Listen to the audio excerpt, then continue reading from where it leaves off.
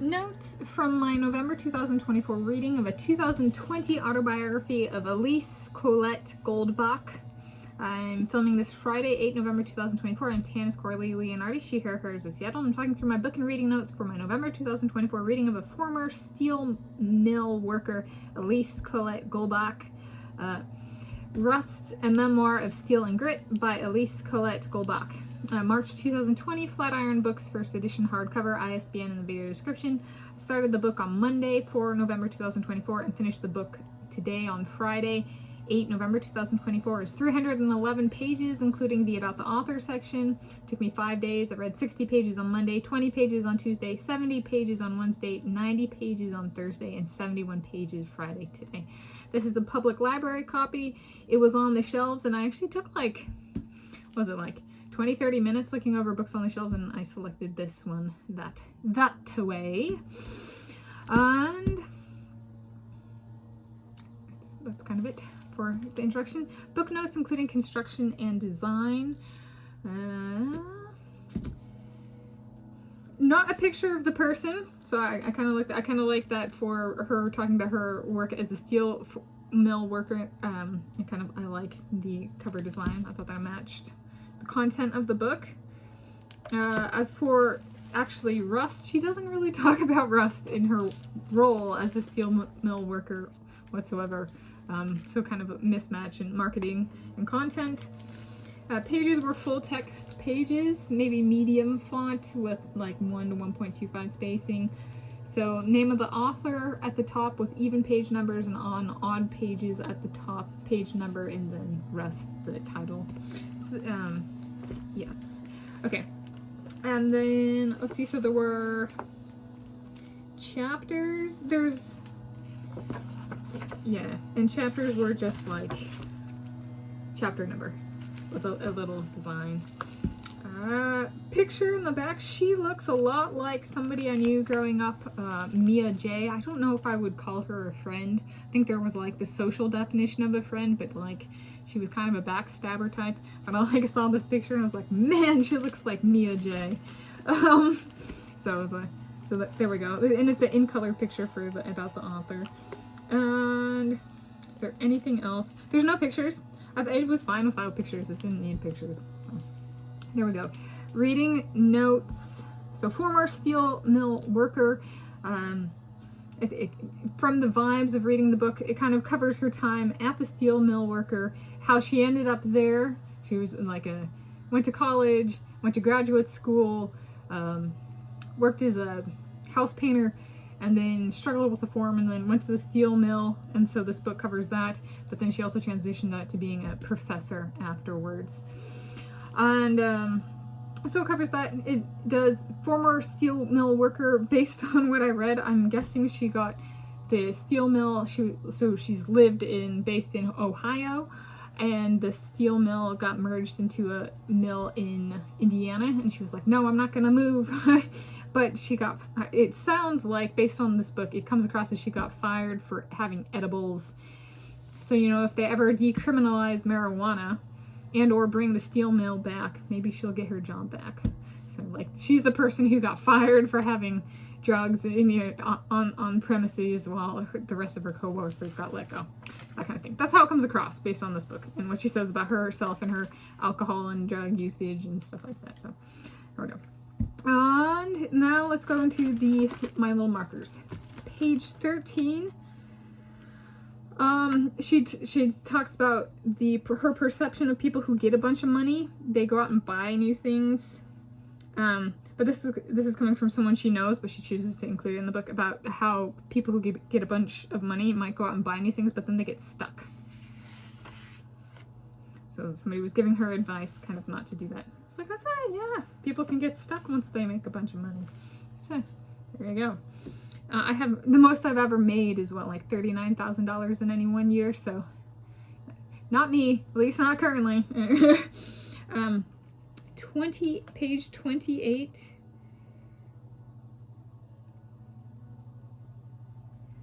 She has bipolar disorder. So if you want a perspective of somebody who actually talks about the condition and what that means. She does that throughout the book. Let's see, page 70. Oh, she and other workers spontaneously drop brooms and walk towards a break room. Some of the scenes included in here were kind of like, it came across as like her trying to ruin the reputation of her fellow workers. Page 73.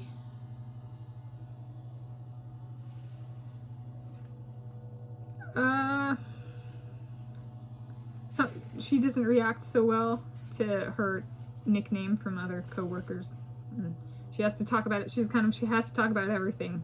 And I flagged that for that. Page 88.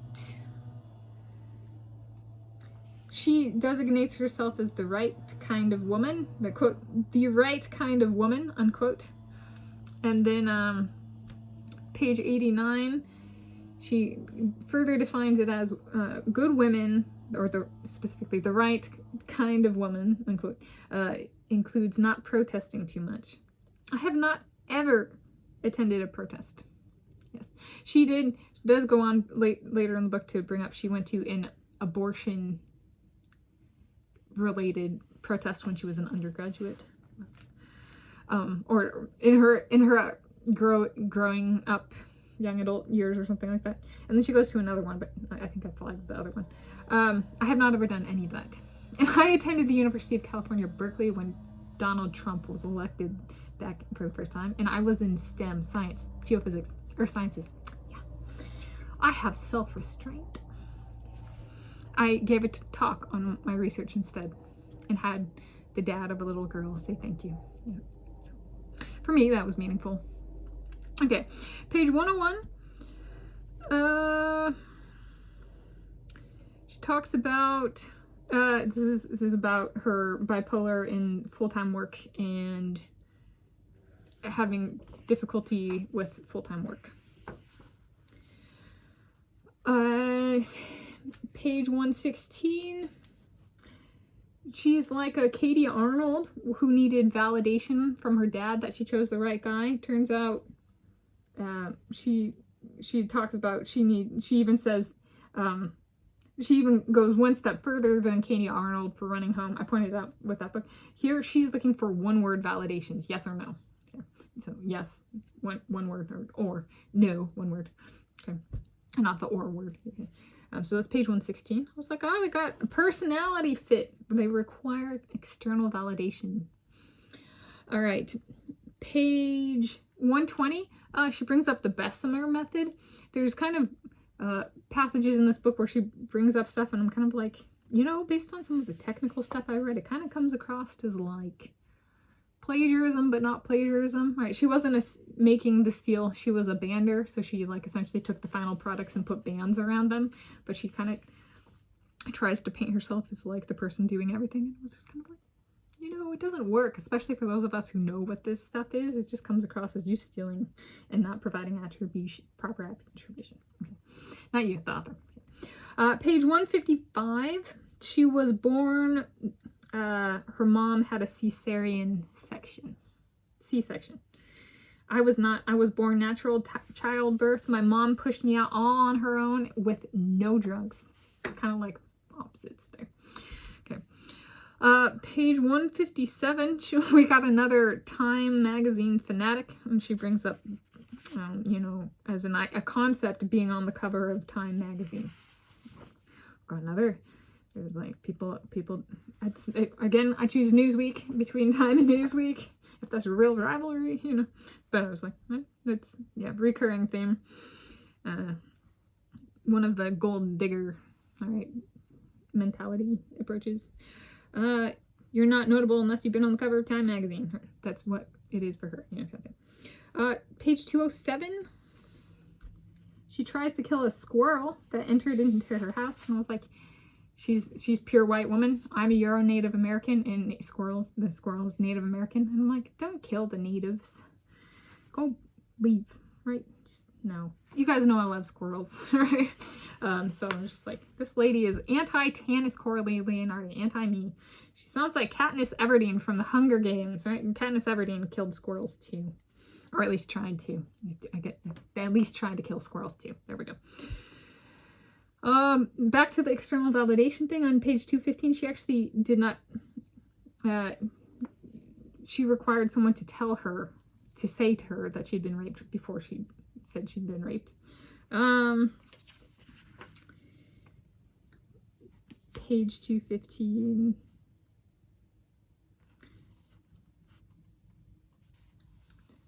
Oh, she is a firm believer in everybody sins, including saints. That's on page 215 as well. Just like, not everybody sins. Per my life experience, there's actually a lot of good people in the world, but she has a very negative outlook on life and everybody other than herself. Okay, page 254. Oh, she says, for a particular crucifix and like thorns on Jesus Christ's head, a figurine or sculpture or something. She's like, even a toddler couldn't understand that. I'm like, I understood that as a toddler. That's not something that's desirable, being nailed somewhere with something spiky on one's head. So, maybe she didn't pay attention to religion. Right? She says her parents were religious, but that doesn't mean that she paid attention. Right? Like, I even remember that from when I was a toddler. Okay, page 272. Although my parents are good Christian folk. Okay. Page 272.